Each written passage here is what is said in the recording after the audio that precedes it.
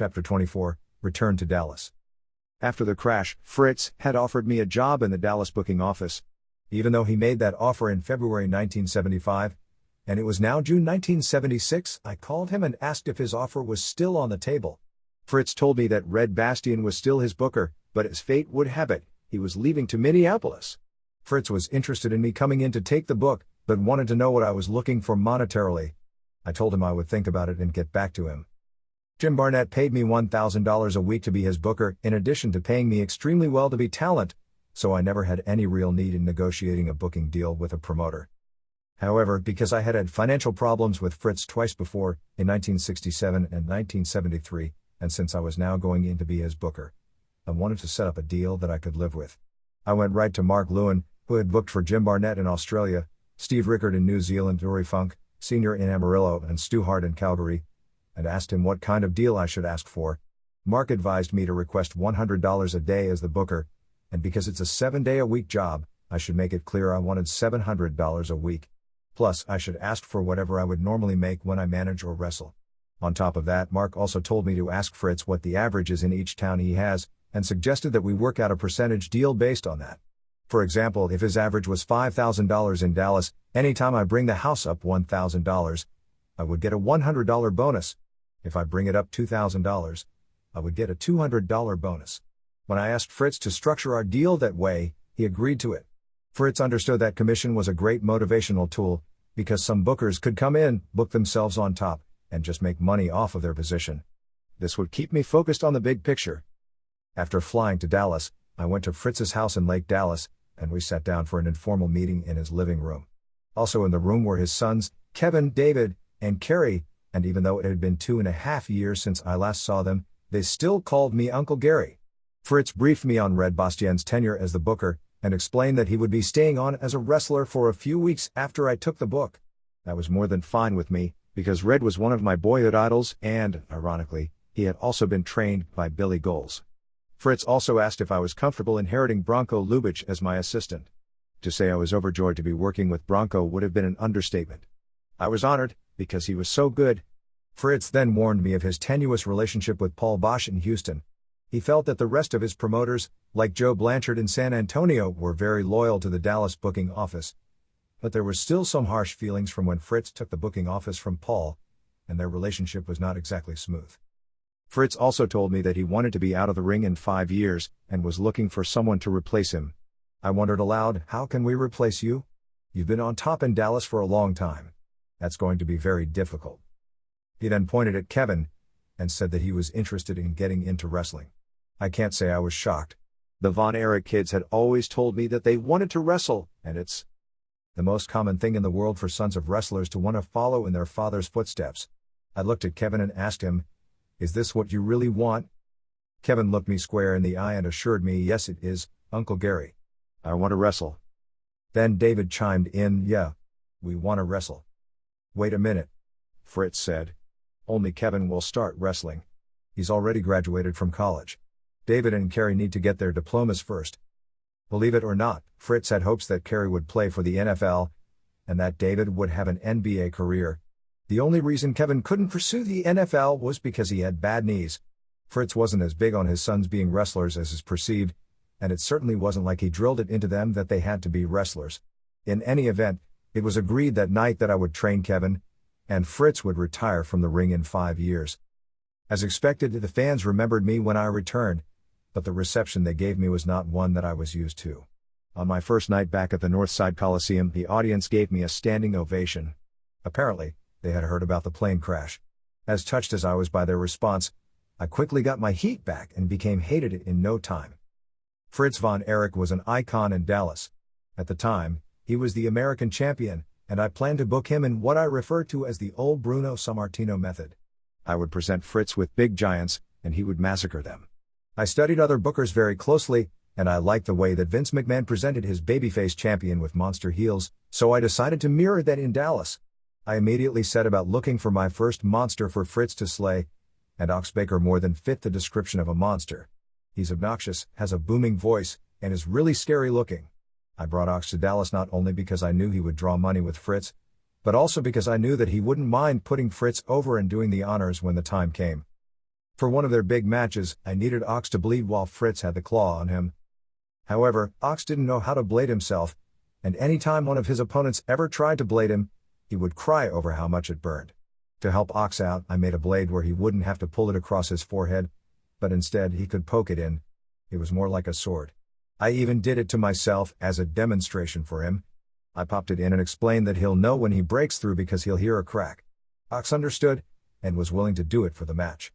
The night of their match, everything was going great, and when Fritz put the claw on Ox, blood started flowing everywhere. I was scared to death that Ox hit a vein in the center of his forehead, because blood was literally shooting out and pouring down his face. It was gross, and Fritz started screaming, "Somebody get a towel." Finally, someone threw the referee a towel, who then wrapped it around Fritz's hand. It turned out that from all of his years in football and wrestling, Fritz would repeatedly break the index finger on his right hand. However, he wouldn't go to the doctor and just kept taping it up. So eventually it started to bend crooked and look funny, and went completely numb. Well, Ox had just sliced half of that finger off, and because it was numb, Fritz didn't even know until it was too late. Fritz ran up the aisle with his hand wrapped in the towel so nobody in the arena could tell, and I immediately went to the dressing room, found Fritz, and marveled, "Boy, did Ox get some juice tonight." Fritz threw the towel at me and screamed, "Get me a doctor." I then started building Ox up to eventually get a shot at NWA champion Harley Race. When I booked the match for Houston, out of nowhere, promoter Paul Bosch asked, "Gary, I would really like to make their match a title versus title match. Can you get Fritz to drop the American title to Ox Baker? That way, I can promote a match between the NWA champion versus the American champion." Now I wasn't a paranoid kind of guy who peered around corners and looked under beds, but when Paul said that to me, I thought to myself that it didn't sound logical. What's the difference if Ox is the American champion or not? Sensing that Paul had an agenda, I then remembered what Fritz had told me about their tenuous relationship, and realized that Paul wanted to take the title off of Fritz in order to devalue him in Houston. I ignored Paul's suggestion, and instead gave Ox a gimmick in which he would take a magic marker out of his boot, draw a circle around his opponent's heart, and hit it. That got him so over as a monster that when his match came up with Harley, they drew the biggest house in Houston up to that point. $50,000. Ox's gimmick was over big time in Dallas, but Jose Lothario refused to sell for his heart punch unless Ox taped his hand like a boxer and cheated. I thought that would take away from Ox's heart punch, so I suspended Jose for being difficult and unreasonable, telling him, "Make no mistake about it. I run this territory, and you do what I say or you don't work for me. If Paul Bosch wants you to work in Houston, then he better bring someone in from outside Dallas, because you're not working with my guys." I also brought Dennis McCord in, who by now had fully healed from the crash we were in. Before he arrived in Dallas, he told me he wanted to bill himself as off an idol, which I thought was pretty unique. However, when I mentioned that name to Paul Bosch, he told me it was ridiculous, and that he would refuse to use him in Houston.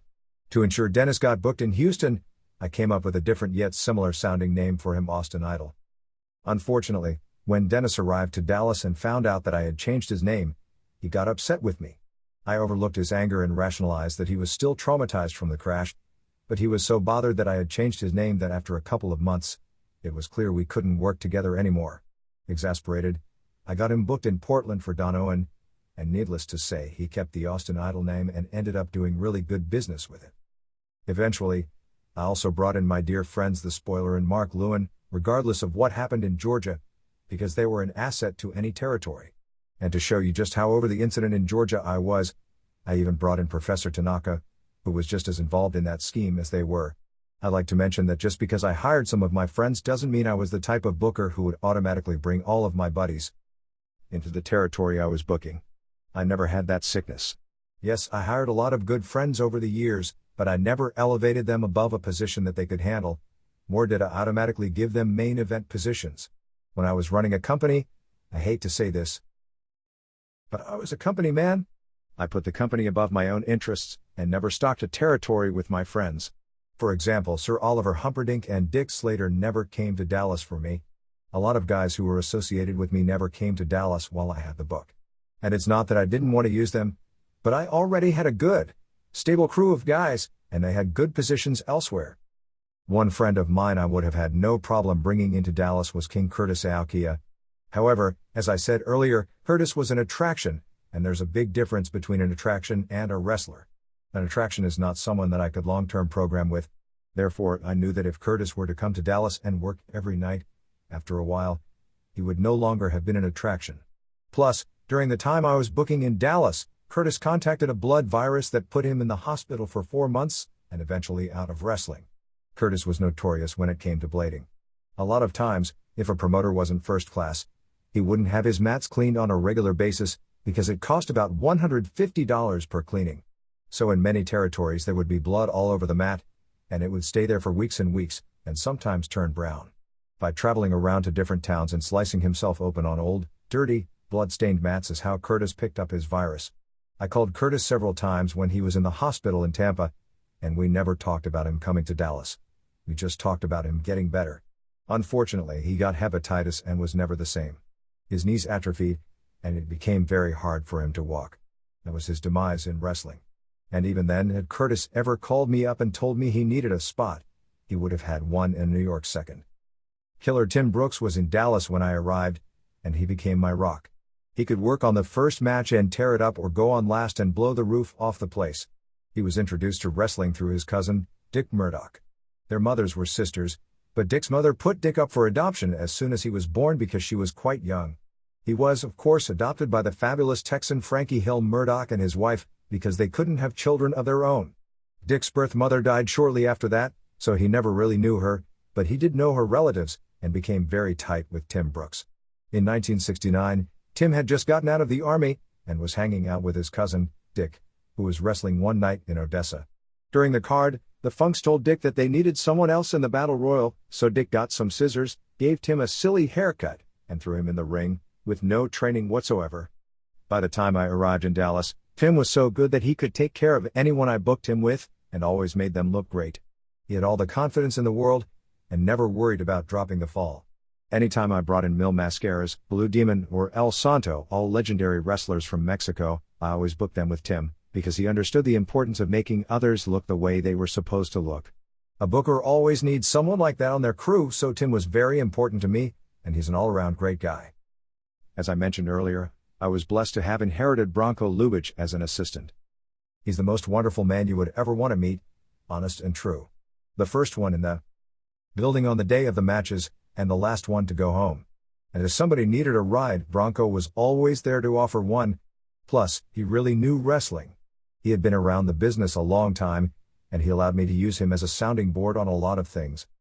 Bronco was very good to me, and out of all the assistants that ever worked for me, Bronco was the best. Bronco also served as a referee for the promotion, and he was legendarily slow to get down for a pinfall. Sometimes he would be so sluggish that he would just count with his foot. Whenever I wanted to work an inside rib on him, I would have the guys do a lot of false finishes right in the middle of the ring so he couldn't use the ropes to get up. They would do 5 false finishes right in the middle and he would have to get up and down, begging them to do something by the ropes. It was funny to me and the rest of the guys, but not to Bronco. I do care a lot about Bronco though, and learned so much from him just by being around him and getting his take on things. Bronco bought RCA and IBM stock way back when, and just on his dividends alone, he never had to worry about money. He was so well off that he bought 10% of the Dallas office, and even though Bronco was part owner, he never at any time tried to use that to his advantage, and instead of it seeming like I worked for him, it felt like he worked for me. We had a wonderful time together and a great working relationship. Bronco's assistance was invaluable, because there were 12 promoters that I had to deal with on a weekly basis, and I was responsible for producing their shows, bicycling a syndicated tape to them, supplying them with talent, and listening to their petty differences. That was just some of the administrative duties. On the creative end, one of my biggest challenges was coming up with ways to draw money in Fort Worth on Monday and Dallas on Tuesday. Keep in mind that each city is just 32 miles apart, so to do big business both nights, every week, demanded a lot of my time and attention. I also had to focus on training Kevin Von Erich. I contacted Leigh Thornton and Tony Charles, both of whom had worked for me in Georgia, and asked if they would like to work for me in Dallas. As soon as they arrived, I asked them to assist me in his training. The way Kevin was trained went like this. Kevin would come to the sportatorium during the week when it was empty and have a 10-minute match with Leigh. Then, Leigh and I would talk with Kevin about some of the things he could have done to have made his match better. Right after that, Kevin would have a 20-minute match with Tony, followed by a talk with me and Tony where we would review that match, as well.